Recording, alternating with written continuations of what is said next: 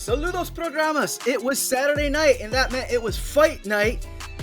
We are here with your Collision review, and we are here with the pop culture geek, Mikey. I'm super excited. Try not to be as loud because everyone's still sleeping in this household, but the monotone enthusiasm is here. And also with us is Macho Rodriguez. ¿Cómo estamos, man? How you doing? I'm very excited to talk about this show. This is actually a really great episode of Collision. Blew Dynamite out of the water. Nice. You know, that's been like the common thread with Rampage and Collision, that they have been overshadowing Dynamite. But we're gonna get to that. We're gonna get right into it with our first match of the night, where we had the Blackpool Combat Club's Jon Moxley versus Shane Taylor with Lee Moriarty at ringside. All right, let's start with Macho. What'd you think? I thought this match was really well done. I'm excited.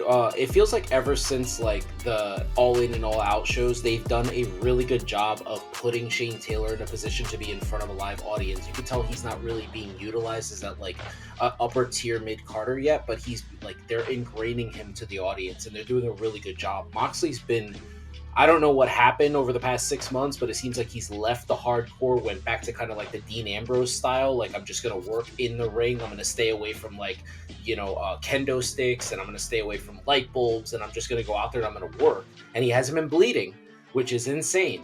He's just been working without the blood, which is just like, wow. I don't know if Renee finally like slapped him around enough where she's like, hey, your daughter's watching this now. You need to stop. But I really enjoyed the way this match came together. Every now and then, though, I would like it if a guy like Shane Taylor got the W. But I get it. Moxley's the name, so he has to win. Yep. All right, Mikey, what'd you think? So I really like that AEW is giving more shine to Shane Taylor, because he was getting a pretty good shine with Lee and Ring of Honor too. So it's really nice, as somebody who watches Ring of Honor and Collision, see Shane Taylor more. And I feel that ever since his match with Keith Lee at Final Battle, there has been a slow upward trajectory for Shane Taylor being on AEW programming, which is very nice. And I have to agree, it was really weird not to see Moxley bleeding for this whole time. Yeah. But I also feel that he kind of got his bleeding elsewhere, as we saw from Battle in the Valley against his street fight match with Shingo Takagi. Anyway, I was very happy to see that this match got like 17, 18 minutes, which I was very surprised. Because I'll be honest, when I first saw that Shane Taylor was going up against Mox, I was like, oh, they're going to only give this 10 minutes, aren't they? But I was pleasantly surprised that we got it. But more importantly, I'm very interested to see what happens with Mox's character, especially with the quick in-ring promo he gave after picking up the win here. He's like, I need everybody to keep up, and you know what? Whether you're friend or foe, let's go. I was like, all right, Mox, 2024, let's see what happens here. Mm-hmm. Yeah, I'm not sure if they're kind of hinting at a Jon Moxley split from the Blackpool Combat Club, but he's been doing more and more stuff by himself as of late, or ever since he's came back from his injury, it seems like, and it seems like Bryan Danielson, especially in the match with Eddie Kingston at World's End, was it? No, yeah, at World's End at the Final Continental Classic, was not happy with Jon Moxley and him. What was it? Shaking Eddie's hand or something like that. But them hugging it out. Yeah. So it's gonna be interesting if that's the seeds that they're sowing with that. So, but we'll continue watching that. It's gonna be interesting. Mm-hmm. And then after that, did we have a short backstage thing, or we went straight into the second match? So we had a quick recap of Hook versus Samoa Joe on Dynamite, but we don't really need to cover the recap because we also got it on Rampage and Ring of Honor. This is the third time I've seen the same video package, and I was like, I get it, I do. Yeah. Jeez, what a fun match. We've had two really good matches this week besides Collision. I don't know if you guys got a chance to sit down and watch Jeff Hardy versus Darby, but that was a phenomenal match too. Oh, so good. Yeah, that mean, was really good. All the people, all the Jeff Hardy haters out there, eat your heart out. The guy can still go. We're gonna talk about that in the next show.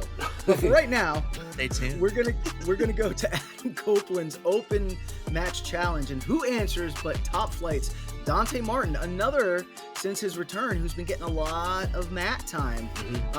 Mikey, what'd you think about this? What I really appreciate about these open challenges is both the match and then the promo afterwards is like accomplish two things for me. Number one, it continues to showcase the younger talent on AEW, which is really fun. And I like seeing Dante Martin get the shine coming back from injury. And I think Top Flight in general and Action Andretti are getting pushed very hard. And this week has been a great week for all of them. There was a fun tag team match on Ring of Honor with Top Flight versus Butcher the Blade.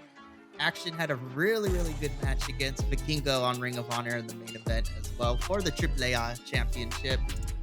And seeing Dante go up against Copeland was a lot of fun. I did get worried because there was a part where he almost messed up, where he almost lost his balance when he jumped on the rope, but you know what? He still was able to get it done.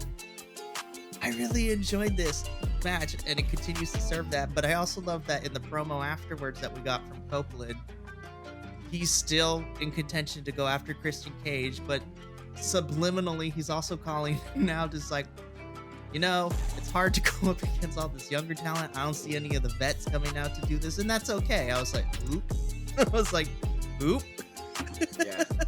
But overall, I thought this was a fun match. Yeah. Macho, what do we got? I was pretty excited about it. I was a really big fan of Dante before his injury. It was unfortunate to watch him go through that, but he obviously came back great. He looks like he's in great shape. He's moving really well. I love this whole I love what AEW's been able to do for Edge or Adam Copeland, to let him go out there and kind of work everybody, because that's what he wanted. He just wanted more in-ring time, and he's able to do that. I'm not really fond of him moving to the back of the line for the TNT Championship, because I feel like we're running the same program simultaneously with Christian and Adam Cole's segments. I feel like they're the exact same thing we're dealing with right now.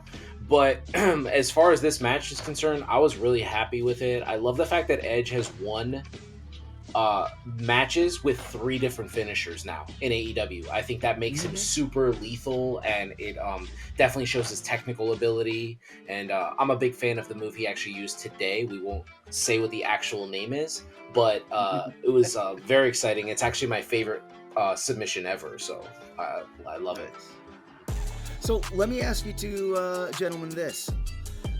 Do we think that the Adam Copeland Open Challenge is going to continue for a longer scale? Like, are we going to get another month, another 2 months? Or do we think that they're going to start wrapping Adam Copeland up back into a storyline and having set matches? Macho, let's start with you. I think that they're going to keep doing it. I don't know. Or, did they call it something special like that last night? Like the Cope Challenge or something like that? Is that what they called it last night? Yeah, I mean, I'm pretty happy with it. I don't think it needs to be like the Cena Open Challenge, with the title. I think he could do this just like, hey, come out here and wrestle me. Like, this is what I want. It's my ring. Come prove that you're better than me. He's still the man at like 50-something years old. I enjoy it. I hope it continues. I hope we don't just jump right into another program, because honestly, what does he have left to do in the business? This is great. Great way to put people over. And as we've learned in the past, sometimes guys don't need to win a match to get over. So he's getting guys over right now with what he's doing. So I like that. Mikey, what do you think?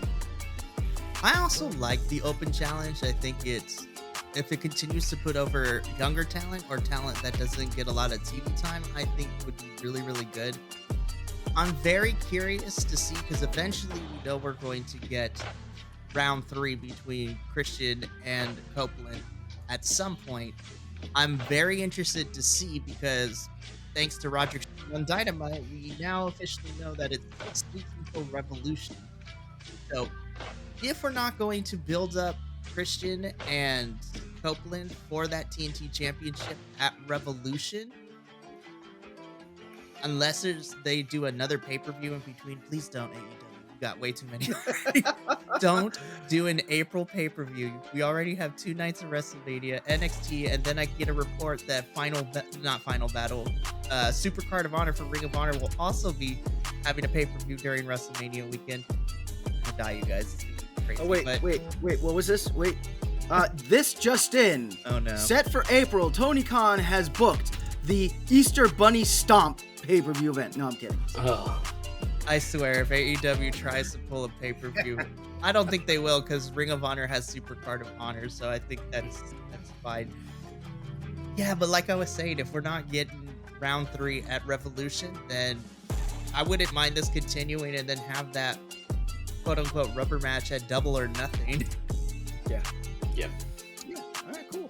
And it is the Cope Open. That's what they called it last night. Okay. The Cope Open. We'll see if they continue that. But yeah, that would be nice if they continued that just as like the Cope Open, because I think that also kind of breaks up your regular story matches for the night. But anyway, moving on. Then we got Lexi Nair backstage with Top Flight and Action Andretti, and then Private Party interrupts yet again. Oh my God, is that Private Party? You have no idea how much serotonin that gives me to hear that on AEW programming again. Lexi was busy. She had this one, and then she also had Claudio and Brian Danielson beforehand, which really quickly, I want those t-shirts now that BCC are rocking with like the bloody like cartoon animals. I was like, what in the Chuck E. Cheese? Also, it was nice to see that Danielson no longer has his eye patch. Yeah. He used What do you think of these backstage segments? I was pretty excited for them. I love the way AEW does backstage segments because I feel like they go one after another and then we lead right into a wrestling match. I love the fact that we got new merch. I mean, that's always good. I also like the fact that we're continuing the storyline of Bryan Danielson and Eddie Kingston. I feel like everything that we're getting, all of these tag matches, it's culminating to something big. And I don't know if this is the intention of AEW, if they just want Bryan. Maybe Bryan kind of pulled in Sting, and his last full-time match is he wants it to be Eddie Kingston. He wants to put him over one final time before moving on. But I love the fact that he's kind of stolen Claudio's like fight for everybody. And I'm definitely excited for that. And then, I mean, it's always nice to see Private Party. They're not on television enough, so it's nice to see them too. Yeah, they've been getting a lot of airtime lately, though. At least in the last week and a half. Because we did have the Private Party Top Flight match that did happen, and they have been making other interruptions backstage and whatnot. So we'll see if we'll see more of them in the ring. Next, we got Thunder Rosa versus Queen Aminata. Queen Aminata getting another one that's getting a lot of mat time lately. What do we think? I was so happy because initially the day before I was like, oh, Thunder's getting back in the ring. Let's go. I'm so excited. Give me more Thunder Rosa, because I was wondering, I was like, okay, so we had that tag match with Abaddon and Julia and Sky, and then Thunder has been off. I was like, okay, we don't want to rush things because she is just coming back from a 1.5-year long injury, which is crazy to say that now. I have to say, this match ruled. This was such a fun match. I do not mind the change of entrance and theme for Thunder Rosa. My only critique is I don't like her new finisher, but I will get used to it because I'm a big fan of Thunder. So I was like, oh, I know she used it in the tag team match, but I'm still not used to that as her finisher right now. But hey, if that is what she uses, and then she also has other finishers she's been working on, then I'm all for it. But I thought this match was really fun, and to talk to what you said, Adolfo, Queen for the last couple of weeks since appearing on AEW programming has been doing a lot. Dynamite, Rampage, Collision. Shoot, she was in an 8-woman tag on Ring of Honor this week too. And her work rate is crazy to her just being a newly signed talent. But I'm really excited for Queen. Of course, Thunder picks up the victory for me, as she should, given Queen is still a I hate saying establish yourself because she is established because she's been wrestling for 6 years, but in terms of the being on AEW women's roster, listen, I am okay if Queen and Thunder want to run it back later, give them a couple more minutes, because Queen, as I've said before, has been able to work with whoever her opponent is and kind of fill in the gaps for them as well, which is very rare to see in any type of wrestler, of how quickly you can fill in the gaps and balance out things. And I need to know who trained her, in the sense that for 6 years, she's able to pretty much be very versatile and working with just about anyone in anyone's style, which is very, very interesting. But yeah, I love this women's match. Though, Tony, I want you to give me more women's match on Collision. We only had one women's match this week, but you know what? We need to record like that statement, and just like anytime we want to say it, just press a button and be like, book more women's talent, Tony Khan. Book more women's, I will add that to the soundboard. Yes, yeah, add to the soundboard, please. Macho, what do you think? Well, first I want to talk about, dude, it's been 18 months since Thunder had her last singles match. Can you believe that? 18 crazy. months. And for her to come out on fire, I mean, she came out and she was hitting Queen with some snug forearms. I mean, those did not look like the Britt Baker forearms. Those looked like some brutal, Masato Tanaka forearms. They were, she was hitting her really snug. Queen looks really good out there. She looks like she takes heat really well. I actually am a fan of the Tijuana Bomb. I don't think it's bad. I think it's weird that two women in professional wrestling are both using the same name for their finisher, with her and Raquel Rodriguez.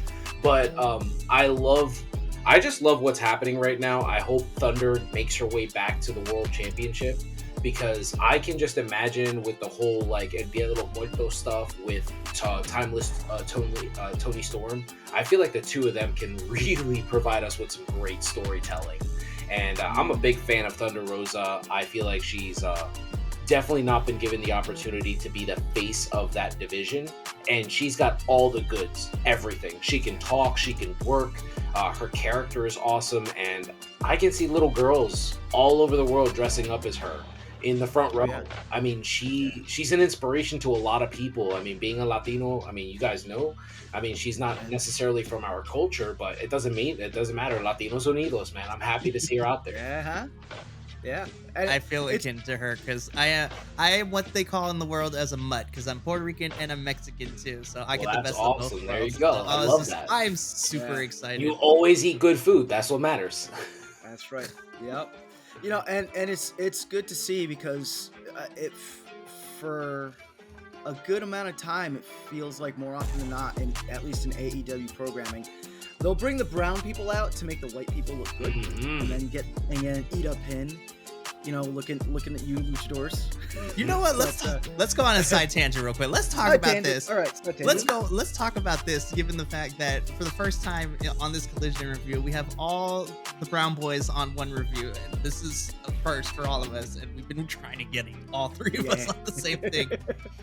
But yeah, I don't know what it is. Me and Adolfo have talked about this multiple times over on Rampage, when Rampage and Ring of Honor seem to be the only two places in any Ring of Honor, like any AEW programming, where the luchadors and any brown folk get a big win. But then when I look at Dynamite and Collision, I'm like, yeah. And specifically in the last couple of months too, the big lucha libre stars that AEW has had as kind of foundation for their company. Mm-hmm. It's been really sad to see. I felt depressed for Penta, because I'm he keeps being on the losing end of a lot of things, whether it's singles matches or tag team matches. Commander's is starting to get into that same category as well. I want to word this carefully, because I don't want to insinuate anything, but it's not just in AEW, but it just seems that, at least in the Western world of American wrestling television, I say Western world because it's different, with AAA and all the other promotions in Mexico or even in South America and things like that. unless your name is Rey Mysterio, they don't take Lucha Libre seriously here in the States as much as I would like them to. Yeah. That's a fair statement. Either that or Eddie Guerrero. Yeah. Or You Eddie. see everyone doing like Eddie Guerrero. Oh, Eddie. Oh, Eddie. The Three Amigos, the Frog Splash, yeah, the 619. Yeah. Even commentators are all like, oh, that was Eddie Guerrero, and not, they are great, Eddie and Ray, they are great, but yeah, it seems like outside of that, it's like all of the brown wrestlers, all of the Latino wrestlers, they're living under that shadow of Ray and Eddie, and it's like, how do we get out of it? Which what do you think? What do you think, Macho? What do you think? I agree with you guys. I find it very odd because they currently had a Mexican star that wasn't Eddie Guerrero, that wasn't Rey Mysterio and Andrade. He was like the MVP of Collision on a show that at the time had CM Punk. He was the guy going out there having like what you call the 5-star matches. And he finally got a talker. And I'm a big advocate for CJ Perry. I love Lana. I feel like she is the right person for someone like him because she can talk, she can get someone over. And what do? They just have him go out there, and then he loses to Miro. He just heads over to the other company. This is something that happens a lot. This is why I'm so excited. I know it's not AEW, but this is why I'm so excited that Mike Santana decided, hey, you know what? I'm going to go make my name on the indies again. Because what he's doing in Hog Wrestling, what he's doing in GCW, what he's doing is he's showing everybody, because Mikey can work. He's a really good worker. He's the better one of the tag team. I mean, I think that's going to be very evident as we watch Ortiz work over the next couple of months. And I feel like a guy like him is something that either Vince or Tony has been looking for years. Here we have this Latino figure who is outspoken, who wants to be that person that gets all of these like little Latino boys and girls to like root for. He's not your typical performer. He doesn't work a style like Eddie. He doesn't work a style like Rey Mysterio. He doesn't do the lucha style. He separates himself. He's more of like a heavyweight brawler, almost like he's his own style. He works really well, and they don't utilize their talent right. They don't have enough Latina women on the roster. I feel like this is something that just Tony does, but it's not just Latinos. It's always like it's also like black wrestlers, and obviously we talked about women as well. Like they just, if you're not white, you're not going to be in the spotlight for AEW, which actually makes me fear like I'm here wearing a Hangman Adam Page shirt. But if he wins that title back before Swerve, I think that's going to be like super eye-opening. And that's the thing too, and that's why I've resonated so much with the line when Swerve and Hangman initially did their feud a couple months ago, where Swerve's like, hey, I want to be AEW's first black like world champion. And then I'm sitting here, I'm like, you've been in this company for 4 or 5 years now. Why has that not happened yet? I was like, I was like, okay, maybe the first year or two I could see because you're still establishing, but we're in year 5 at this point. You can tell me in the history of the AEW World Championship, we haven't had a EOC champion, period. I was like, what? No, I mean, Powerhouse Hobbs wins the title. Didn't he win the TNT Championship for like a hiccup? For a little bit, and then he lost it. I think he lost it to Wardlow, which... Right, yeah. And then like that all kind of got... And it's one of those annoying things that happen in AEW where it's a title, right? But it like got buried in the undercard until all of a sudden Christian Cage gets it. Christian Cage and the patriarchy. Yep. And now it's a big, it's a big thing. It's a big story that they're pushing. Whereas before it just kind of like got kicked around, which is annoying. And actually before, let's just check one thing real quick. Hang on. Yeah, so as Adolfo talks about that, and that's something that, and this is the other thing too, and it kind of goes hand in hand. These companies that are having all these matches, but I'm also thinking of like the media purposes as well. Like between all 9 of us here at the Bi-Conics, each of us follow pretty much collectively all the, I guess, quote unquote big names, but we also follow all the smaller like podcasting networks, the people who review this stuff for a living, just like we're trying to do here. And it's the same thing across the board. It's just like, and again, and I don't want to get on my soapbox for this, but I'm going to. When you are living in a country where you have the most freedom, but the system wasn't necessarily built for everyone, it kind of makes it a little tough.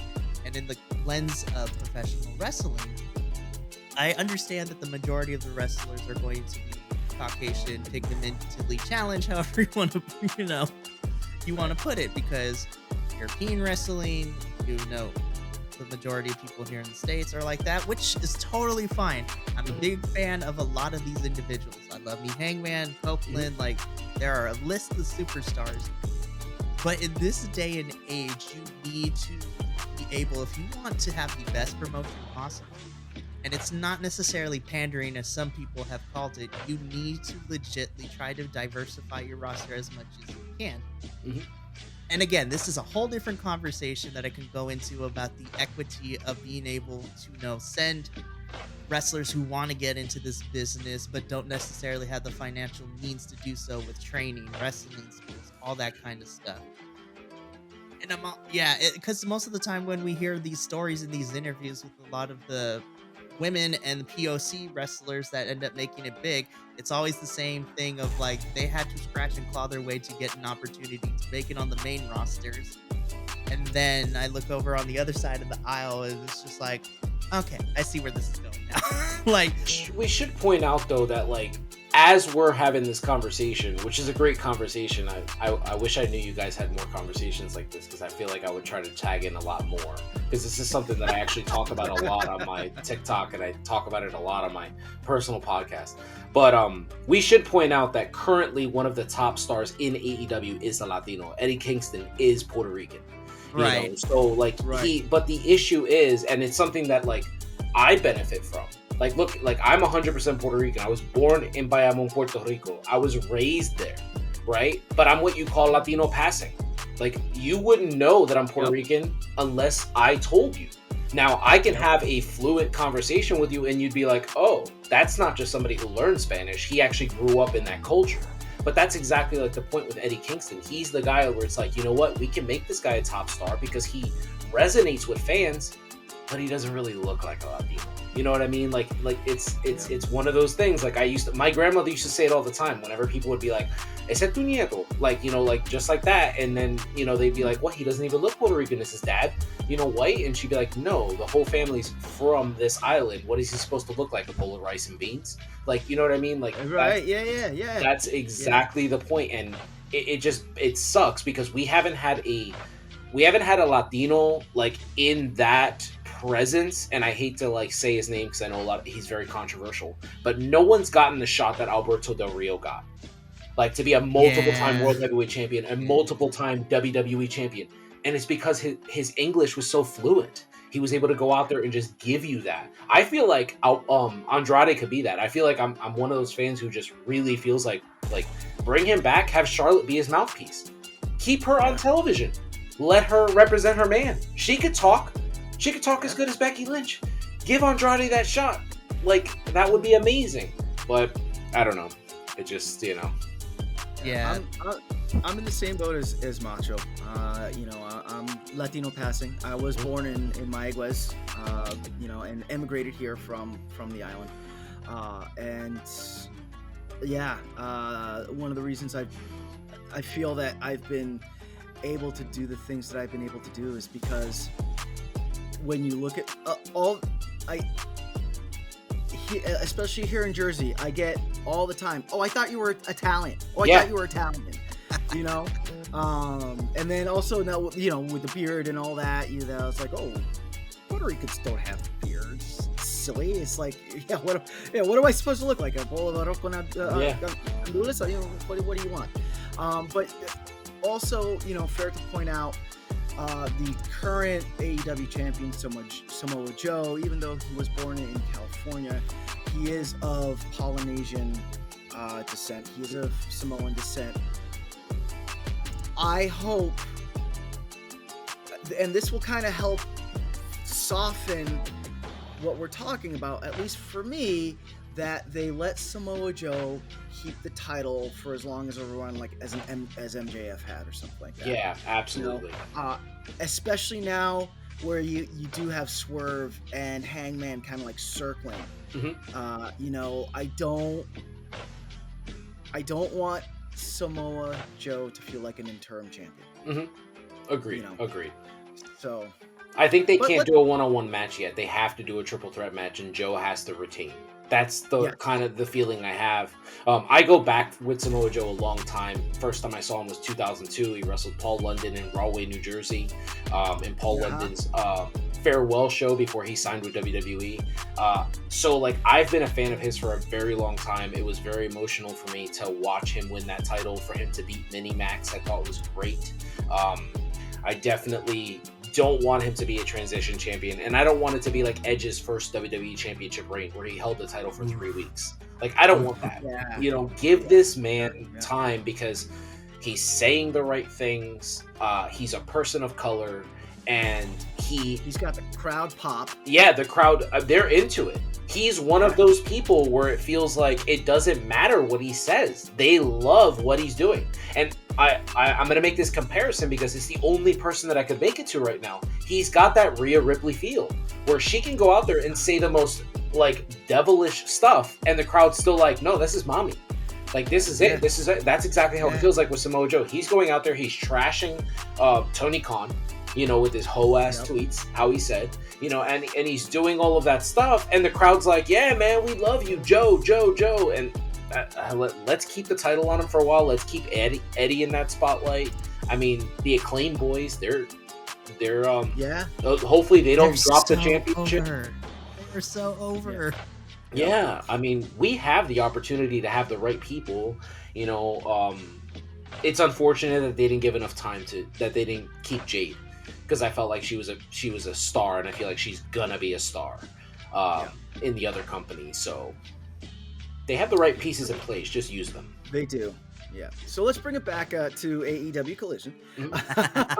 And our next match, which was the Bang Bang Club, the newly minted 6-man tag champions, versus they came out for a spot. Got the introduction on air to the cardboard cutout of Juice. Yeah. I love this is a running gag. This is the best thing ever. I'm happy they got rid of the switchblade cardboard cutout, because that thing was like yeah. That got used. Okay, so what do we think? And what do we think about the Acclaim and this agreement, or this union of the two? Mikey, go ahead. All I can say to start off with is I need that shirt immediately. Can I wear it in public? Probably. I can't wear it to work for sure, but I definitely want a Bang Bang Scissor Gang shirt, whatever that ends up. Look, I said this in the last couple of weeks, since, you know, post the reveal of the Devil and the Goon Squad, as I have called them. Post that Sed's getting thrown through the glass. I love that the Acclaimed have been a little more aggressive in their matches, the ones that we've had them in and seen them wrestle in so far. But more importantly, and I said this on the Dynamite review, I love seeing Anthony Bowens kind of stepping up and kind of taking charge of the group, while still, you know, maintaining that fun authenticity and personality that the Acclaim and Daddy Ass have with the whole entire fan base. But also realizing, and I also agreed with Max, it's like, it's easier to become champion. It's harder to stay at the top for as long as you want to, because then once you become champion, everyone is coming for you. So what better way to kind of ensure that the AEW Trios Championships and the Ring of Honor 6-man Tag Team Championships are going to staying with these two groups. Will they eventually turn on each other? Probably. I could smell it a mile away. But eventually, when we get to that turn where they feud, I love me a good faction versus faction storyline. But I love watching evolution of wrestling characters, and I think that's why I'm so behind this union of the Bang Bang Scissor Gang, because you have the crowd you have the Acclaim and Daddy Ass who have won over the crowd such in an organic way. And you know what? At first I was like, oh, this is trash. I was like, this rapping gimmick is kind of stupid. But then I was so behind the Acclaim after they lost their tag team championship match against Swerve in Our Glory when they didn't get the titles. And I was sitting yelling at my television at that point. I was like, dang, I like Keith Lee and Swerve, but the Acclaim should have won here. And then they proceeded to win it at Grand Slam a few weeks later. I was like, you should have had them won it All Out, but that's neither here nor there. And then they made me feel bad when I thought Billy Gunn was retiring for reals. And Adolfo, you were there at that taping of Collision when that happened live, which was crazy to watch. Yeah. And then on the flip side, you have Bullet Club Gold. Listen, the Guns are entertaining as hell. Nobody gives them the credit I feel like they do. In the match they had on Dynamite, I was laughing so hard with the Guns doing the Nana dance in the middle of the match, just mocking him and then getting clocked for it from the Gates of Agony, which was great. And I mean, it's Jay White. I know most people have a love-hate relationship with Jay, but I like seeing him lean into this more comedic stuff. Oh, he's frozen. But that's just me. There we go. I promise. I like this. I'm excited to see this. I'm super excited. Hopefully that we don't have to wait too long for a t-shirt. I'll buy it. But I have relinquished my time over to Macho to kind of give his viewpoint. So I have some questions. So are we supposed to believe that the Bang Bang Gang is the ones that are going to turn heel? Because I feel like we had some developments. When was the last time Max came out without rapping? Right. That to me was like, okay, something's going on here. And then Billy Gunn, coming out, or Daddy Ass, whatever you want to call him, he comes out and he immediately congratulates them. And I felt like, okay, but then they kind of gave us some tea leaves, right? Like, they want to win the tag titles, but they're already champions. They want Daddy Ass to be a singles champion, but they're already champions. I felt like there was so much more to this to unpack. But I'm excited for it because all 6 men are phenomenal. I'm a big fan of the Young Guns. I really feel like they do their job really well. They were trained really well. They wrestle just like their father. It is I haven't seen anything like this where a youngster wrestles just like their parent. Randy doesn't wrestle like Cowboy. Charlotte doesn't wrestle like Rick. This stuff doesn't really happen. These guys are pretty much like badass Billy Gunn in D-Generation X, but they're here and they work just like him. I'm a massive Jay White fan. I feel like he is so special. I feel like there isn't anybody that he can't go with on the mic. I feel like in the ring, he's phenomenal. I love the fact that he can cut any style promo you need him to cut. He can do any style of in-ring work, and he's presented really well. So I'm excited for this actual group of the Bang Bang Scissor Gang, as they're going to do it. But I just want to leave this out here. Just maybe we can go back to this. I think the Acclaimed are going to be the ones that turn. I think I really feel that way. And Tony Khan, what are you doing? How hard is it to contact 50 Cent? Like, Mini Men should be their only theme song. Let's go. Right? Yeah. They're so over. They've got to be making you money. I'm telling you, man. That's what I'm saying. I was just like, when the Guns had that for their championship defense, when they were in the New York area, I was like, why isn't this just the theme song for Bullet Club Gold? Period. Like, it's got to be cheaper than Final Countdown. It has to be. Come on, like, for real. Yeah, time and time again, yeah. Mm-hmm. Yeah. Seriously.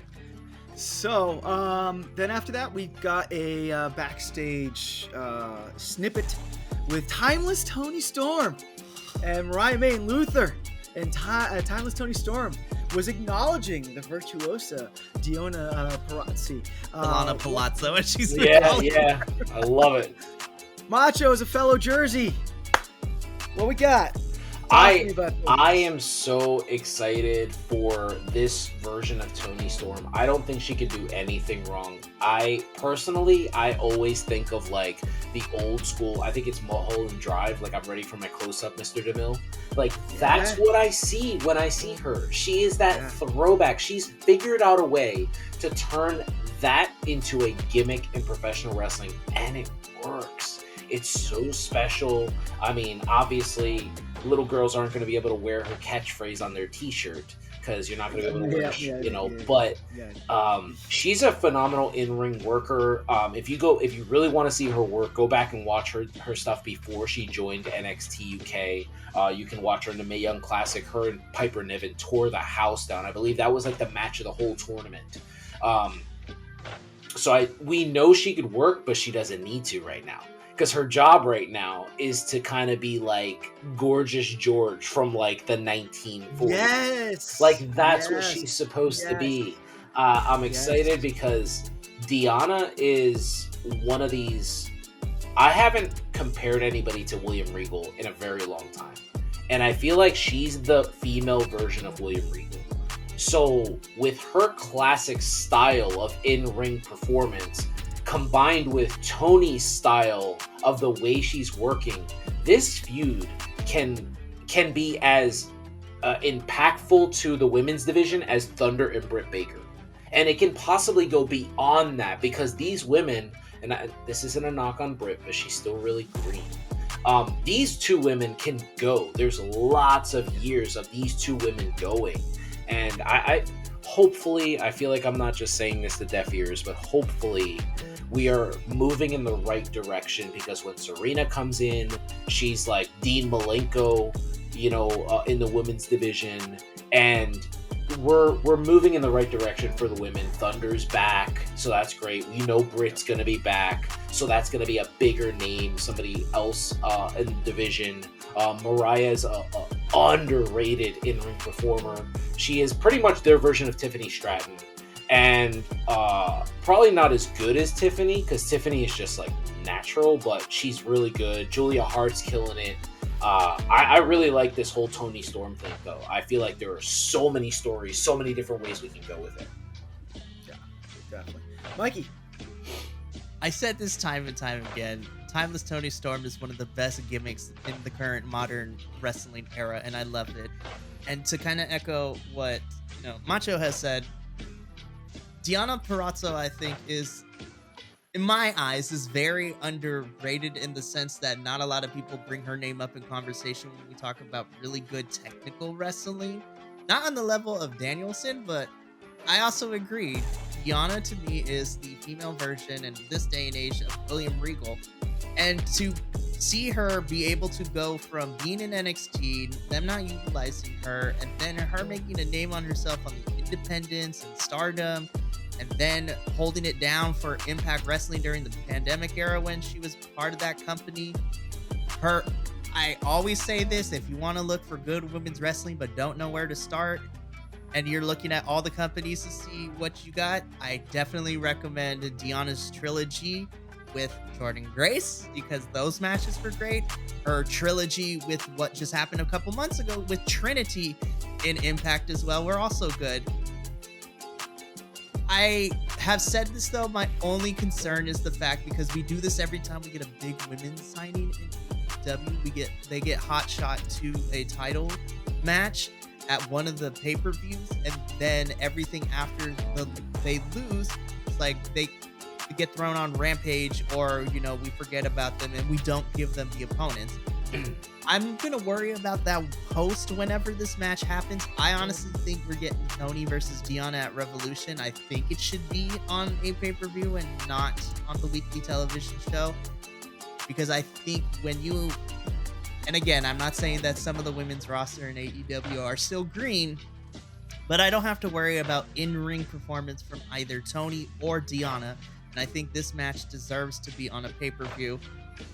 And I love the fact that Toni Storm kind of took a step further in her character, because the character has been very aloof, very self-absorbed, very quintessential old Hollywood diva, in the sense that it's like, I'm only thinking about me. Mm-hmm. But I love that the small step that she took in this little promo, she actually humbled herself and acknowledged who Deonna was, which was really, really good for me. I was like, oh, we're going to make this character well-rounded, aren't we? But I'm really excited for this match. Toni can never do no wrong in my eyes, and she has come back from the pie incident, as we like to call it. Very, very well. Yeah. Timeless Toni Storm, very, in my opinion, is becoming very comic book Deadpool in that they are so aware and so chaotic that they've gone past that point of cheese to that point of super entertaining yet fully aware of what's going on around them and realizing that they are in a wrestling program, you know, and not in a thing, you know what I mean? Yeah. So tits out, chin up, watch out for the shoe, everybody. So next we got Buddy Matthews versus Daniel Garcia, which going by reactions was a bit of a banger. Macho, let's start with you. This is my favorite style of wrestling. Having a absolute gem of a technical wrestler in there with someone who can do any style. I feel like Buddy he's just never going to get the type of appreciation that he deserves just because he can't really talk. And it's really hard to put someone over like that who just can't, you know, talk on the mic. But seeing him go out there with, you know, Bryan Danielson Jr. that is one of the best singles matches I've seen on Collision in a very long time. I thought the two of these guys they meshed so well together. And what I loved is this is not the only time we're going to get this, because currently they're both feuding with each other, and it looks like Garcia took Punk's spot with FTR, and he's become like their third man. And obviously we know House of Black can go. All three of those men are super talented. It's a little unfortunate, I guess, if I could just give one negative thing to it, is why isn't Malachi getting these one-on-one matches? Like, don't get me wrong, I love Buddy. I'm a big fan of Buddy. I'm a big fan of his wife too, or his soon-to-be wife too. But like, Malachi is so special in the ring. Why are we not getting more singles matches for him? Like, I almost have to wonder, like, is there a reason? Is he hurt? Can he only do these Roman Reigns matches where his health is stopping him from working multiple singles matches? Because I genuinely don't know anymore. It doesn't make any sense to me, because between Brody, Buddy, and Malachi, I'm going to be very clear. I think Malachi's the best worker out of the three of them. So I don't know what's going on. You know what? I tend to agree, which is really weird, because I did think about that for a little bit. I was like, is Malachi injured and they haven't disclosed it yet? But then I'm thinking, well, I wouldn't think so, because I'm still seeing, videos of him and Zelina, his wife, like wrestling in their dojo and everything on her social media. So I'm like, okay. He's a lucky man. Yeah. Listen, and I also feel that Zelina is very underrated as well, but that's a whole nother conversation for a different podcast. Stay tuned to the Bi-Conics. I'd love to have that podcast. I'd love to have that, because I feel like I know a lot about Zelina, so I feel like I could really talk about. We'll talk afterwards, because the prompt that we have for next week's episode is actually really fun. But I'm wondering now, especially, and I was gonna wait until the end, but I guess this is relevant now with the announcement that the rankings are coming back for AEW. I'm wondering if we're going to start seeing people who have not necessarily been sidelined, but people who have kind of been biding their time are now going to start being pushed. So I'm hoping that's the case with Malachi, where we can get him to, now that the rankings are coming back, get to see certain people in the men's and women's division be pushed. But in terms of this match, for me personally, this was my match of the night. And I can't say anything else that Macho hasn't already said. Daniel Garcia and Buddy Matthews are like two of my favorite wrestlers that don't get enough appreciation or don't get talked about a lot in the grand scheme of AEW.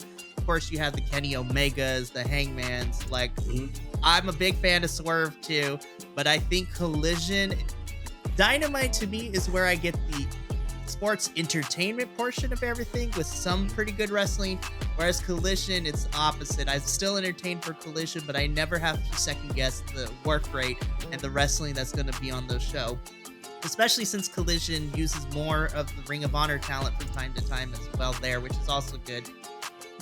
I've seen some people critique me like, I don't like the roll-up finish. I was like, I liked it in this case because it continues to further the feud. Daniel Garcia had to claw because he's like, all right, Buddy Matthews is going to beat the bricks off me. What can I do to make sure I win? And that's exactly what happened. And it furthered everything that we saw afterwards, which I love seeing the whole entire Ring of Honor men's roster have to pull apart, brawl everybody, which was great. And I'm like, it's funny to watch people try to keep Brody King back because that I love Brody King. He's the biggest teddy bear I have ever seen. Yeah. I would like to meet him one day because he's super nice outside of the ring from what I've heard. I've said this before. I love that he's become the on-road dad for Julia since she's on the road with them all lot, which is really great. And you know, I love this match. This was my match of the night. And then it got me even more hyped because in tandem with the backstage segment we get next afterwards too. There's a lot of wrestling next week. Right into it. Yeah, we can just go right into it where Lexi Nair caught up with FTR and Daniel Garcia backstage. And looks like we got a 6-man cage match coming up. That's gonna be a lot of fun. There's a lot of wrestling because we have the Rumble next Saturday too. Yeah. Really quick though, going back to what Macho said, I mean the evidence is definitely there about in regards to Malachi, about him having an undisclosed injury and trying to, I don't want to say hide it, but work around it. Because you know, a lot of his matches as of late have been tag matches.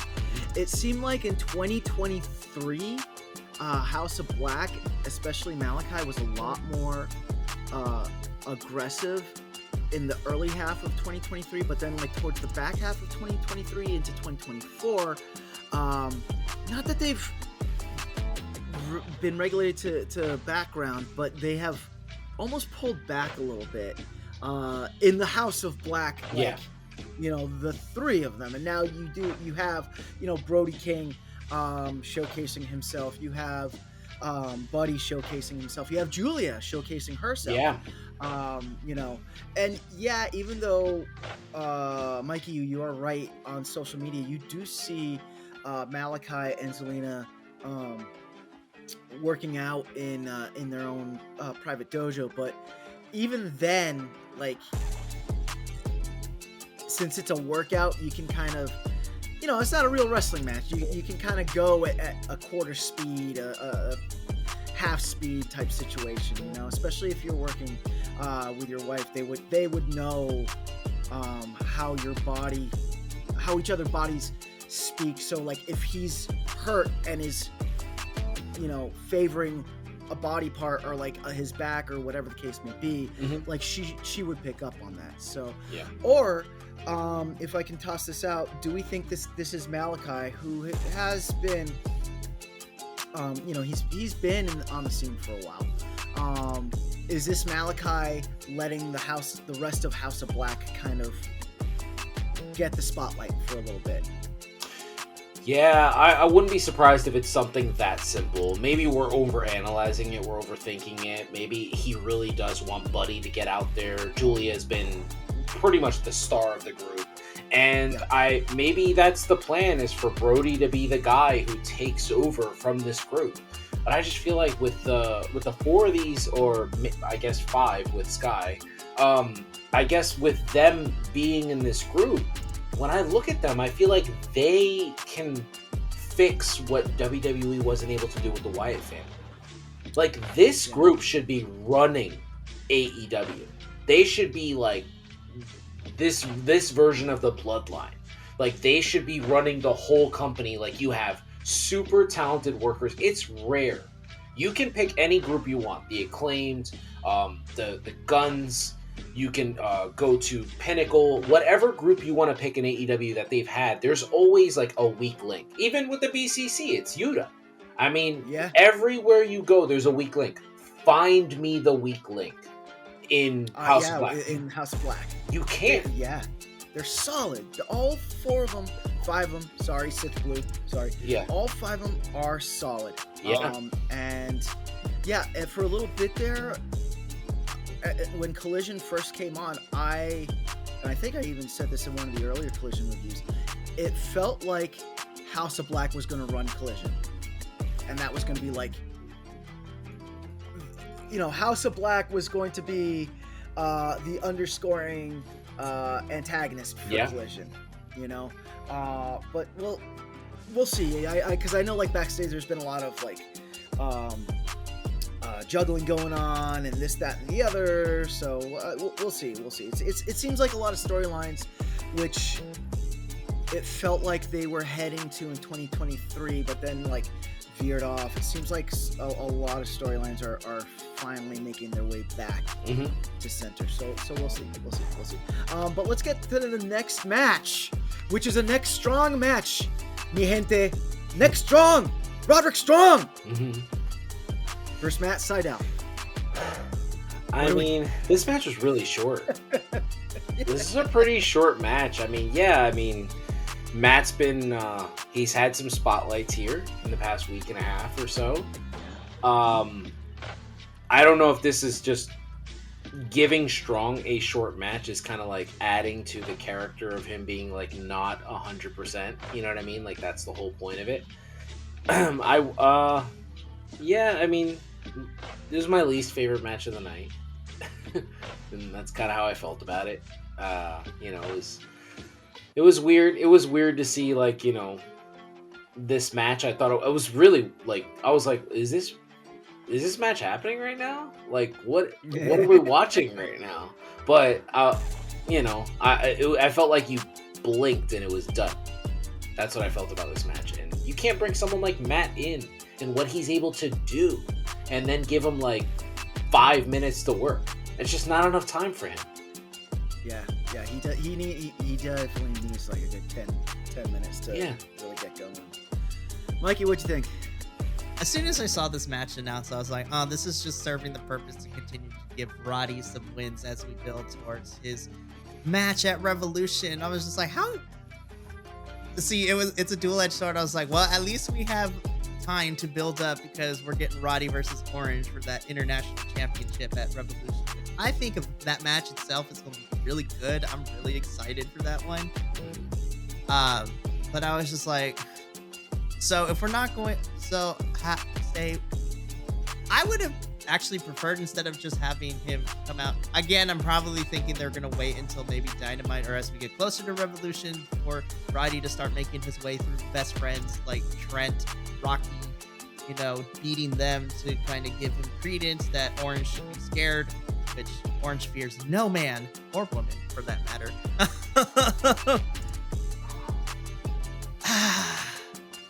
I'm upset that this match was shorter because I also agree Matt Sidell is a phenomenal talent, and I think Roddy is too, but I feel like you should probably give them more time, which is fine. You can go check out the Rampage review later. Even though the match on Rampage with Matt Sidell was longer, I preferred this one, but that's because of my bias of who his opponent was, and just unlike a certain somebody, Roderick Strong doesn't have any scandal attached to his name currently, so allegedly. Whole other conversation in itself, but yeah. So but the match itself, it was fine for what it was. It's just to continue to get Roddy some wins. I'm hoping that if we're going to continue to do this, let's give Roddy and whoever his opponent is more time, and I'm hoping to see eventually Roddy versus Trent, Roddy versus Rocky as we continue to build this feud towards between him and Orange at Revolution. Yeah. I feel coming off of the Devil storyline, if we're gonna have Roderick Strong win the belt from Orange Cassidy, I would much rather see character portrayal of Roderick Strong as like slimy, greasy, cheating,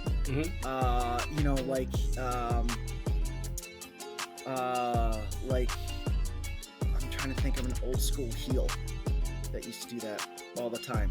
Help me out. The Brain Busters. Yeah. That very rarely got a clean win. Yeah. But like always, and if we are gonna give Roddy clean wins, don't put him up against Matt Sidell, because I think Matt Sidell. I think it for what they're trying to get across. I feel like we could have called up a jobber and then let Roddy do what he did with a jobber, and then that would have told the same story. Because, and then like have him scheme his way into the belt. Because we have strength in Wardlow in the Undisputed Kingdom. The tag team champs, the ROH tag team champs, I can't remember their names right now. Taven and Mike Bennett. Kingdom. Taven and Bennett. Yeah, the Kingdom. I mean, they're good. They are generally good. Taven's a great talent, and Mikey's definitely come a long way. Right.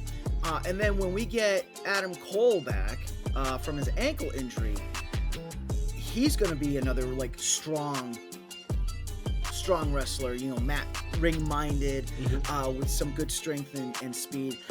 Going to be interesting to see how fast he's going to be post-ankle injury, because depending on what happened, that could affect him. But out of the group, I would not mind seeing Roderick Strong as being like the schemy, slimy, cheat to win. Individual of that group, just so we get some dynamic. I agree with you. Just so we get a little chutzpah, as they say in there, or zhuzh. Yeah. So finally, we get to the main event, where we had Eddie Kingston and Ortiz versus the American Dragon, Bryan Danielson and Claudio Castagnoli. Mikey, what'd you think? So, I thought the match itself was fine. I love that the first 5 minutes it was just Bryan and Eddie Kingston like just being like trying to one up each other in terms of getting the crowd to go over with them, which is really, really great. I love Menace Danielson. This is one of my favorite iterations of him. He's being a menace. I thought the match itself, how do I put this nicely? I'm gonna be honest, I forgot that Claudio was in this match half the time because it was mostly focusing on Danielson and Eddie's kind of feud that they got going on. As soon as I saw this match announced, I was just like, oh, baby Ortiz, you're about to take this pin, aren't you? Yeah. Which makes me sad. Yeah, I agree with you. I always tend to forget that Claudio's in matches. You know what I mean? Like, I feel like he hasn't been great since he tagged with Sheamus. That's kind of how I felt about it. I feel like this version of him in Ring of Honor or in AEW is super forgettable.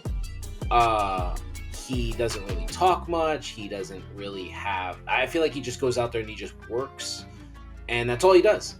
He doesn't really have any extra, incentive to go out there and give us any character, because Moxley is a whole ass character and Bryan is just constantly evolving in terms of his character work. This is like the 10th different version of Bryan Danielson that we've gotten in 20 years. So Seriously. It's just like, and they're all great. I thought it was really funny how they were able to duel the crowd, Bryan being like the heel right now, and he got the crowd to chant Eddie, but then he also got the crowd to chant for him. And I thought that was interesting. But getting the crowd to chant "You're a bum" is to Eddie Kingston, when they were just chanting Eddie, it might be one of my favorite things Bryan's ever done. It has to go up there with "I have till 5." That's how much I loved it. I just thought it was great. And then kudos on Bryan Danielson, since we're talking about Latinos. Kudos on him for borrowing Carlito's gimmick for the end of this match. Well, because the match itself was fine. I will say my favorite spot in this, because I'm a sucker for a good old school move, and for those, Adolfo knows this. This was one of my favorite things when we had our game that used the wrestling TTRPG. I love me a good surfboard. The surfboard is one of my favorite moves to watch. Though I hated that I had to squint in my screen, because I watched the live feed on my television, so that part was in picture. I'm like, no, you do not give me the surfboard in picture. Damn it. Yeah. But the match itself was great. But then the end of this match is where what was at for me, because that's not sanitary, Danielson. You're a menace to society, but I'm here with it. He spit, and it was a nasty little loogie too towards Eddie Kingston. I'm like, oh, that's gross. All right, I'm so excited. Give me more. Yup. I loved it. You could tell Eddie was due for a trim. He had his gray hair going, his beard was a little lengthy. He probably figured, you know what, just do that to me. I'm gonna go get a cut tomorrow, so I'm good. All right, amigos. So we are here at the end. We are now at the empanada scale out of 10 empanadas, as per the memo passed out in the beginning of 2024 by the board of directors of the Bi-Conics. AKA what do me. we think? No, it's the Shadow board of directors. Golly, Mikey. Mm-hmm. I don't know who you think you are. Duh, you're not a board of director. Anyway, so out of the 10 empanada scale, what are we giving this? Macho, what do you think? Well, I always subtract 4 empanadas based on the fact that there's only one women's match on the show. So I'm gonna go there, and then I feel like the Roderick Strong and Matt Sidell match was fine. I felt like the rest of the show was great, so I'm gonna give it 5.5 empanadas. So it's 5 empanadas and then a bite of another one, because it's 2024. You cannot have one 7-minute women's match on a 2-hour card. I'm sorry. And another reason that I feel like I wish I could take more empanadas away, but I don't want to be super grueling. Stop putting the best moves of the match on picture-in-picture. This is a normal thing with them. Dude, the picture-in-picture is for us at home, right? So that's us. But I've been to live events, like hundreds of live events in professional wrestling. Ring of Honor, Jersey All Pro Wrestling, WWE, all like ECW at the Hammerstein Ballroom. I've been to these. You know what happens when they go to commercial break? Rest spots, headlocks, arm bars. We know what to expect in that moment. There's no need like for Mikey to say like, oh, the surfboard, and I gotta squint to watch it. Don't do that. Hey, tell the ref, be like, hey, we're in commercial right now. Don't do that till we get back. You know what I mean? Like, come on, that's just like simple. Yeah. That happens a lot. I've been really that does happen a lot. Yeah. Mikey, what do we got? Let's see. So, again, Collision, I never have to really worry about the in-ring stuff, because I'm going to always get a pretty good, decent amount. There was, even though Roddy versus Matt was very, very short, from what we got of it, it wasn't inherently bad. But what I'm hoping to see is that I'm hoping that, well, who knows, because we might be ending FTR and House of Black for a little bit after next week, which I hope is not the case, because I want House of Black on a pay-per-view, damn it. That's my biggest thing. Yeah. I'm gonna be a little more graceful. I'm gonna give this a 7 out of 10, but a majority of the points that got deducted was the fact that Roddy and Matt was way too short, didn't necessarily need to be here. I also agree, please give me more women's match. I don't understand how Dynamite, Rampage, and Collision have a hard time booking more than one women's match, but I don't know if it's because of the streaming service, but we got like 3 women's matches on Ring of Honor this week, and we had like 12 women appear on the show, and just in general. Also, shout out to Abaddon. I hope you stay in Ring of Honor, because I'm excited to see what they do with you there in Ring of Honor. But give me more women's matches. We only got 1 women's match, 1 women's segment as per usual. And usually I praise Collision because they usually give us more women's matches than, Dynamite and Rampage, but not this week, and I was disappointed. But I'm giving this a 7 out of 10 empanadas. I was like, everything was fine, but do better. Otherwise, I'm going to be more harsh. Yeah. So, there we go. Mis programas. We have sound like an entertaining episode of Collision for this week. If you want to get your own opinions, why don't you go and watch Collision and prep yourself for this upcoming week of AEW drama in violence. So that's it for us here at the Collision Review. I am Adolfo the Nerdy Puerto Rican. Mikey? I am El Jefe in this part, Mikey, the boss man, if you will. Macho? Yeah, I am Macho Rodriguez, and thank you for tuning in with us. It was very exciting to have all this Puerto Rican-ness out here. And then, pro wrestling tees, if you guys want to call us, we can definitely come up with a Cope Open or I Survived the Cope Open challenge. I feel like we can make that. We got Mikey over here who's like a miracle worker with all these like graphics. So send us some money so we can hook you up. Yep. And as always, if you liked what you saw, give us a thumbs up, like, subscribe, and check out our Patreon with the in the description below. So until next time, I'm Bi-Conic, you're Bi-Conic, we are all Bi-Conic. Te amo. Hasta luego. Laters. Thank you so much for tuning in to another Vibe Tribe production. What's gonna happen next time? Well, you're gonna have to tune in to find out. But until then, remember, take care of yourself, love one another, and as always, make sure that you keep the good times rolling. Thank you for being here, and we'll see you next time.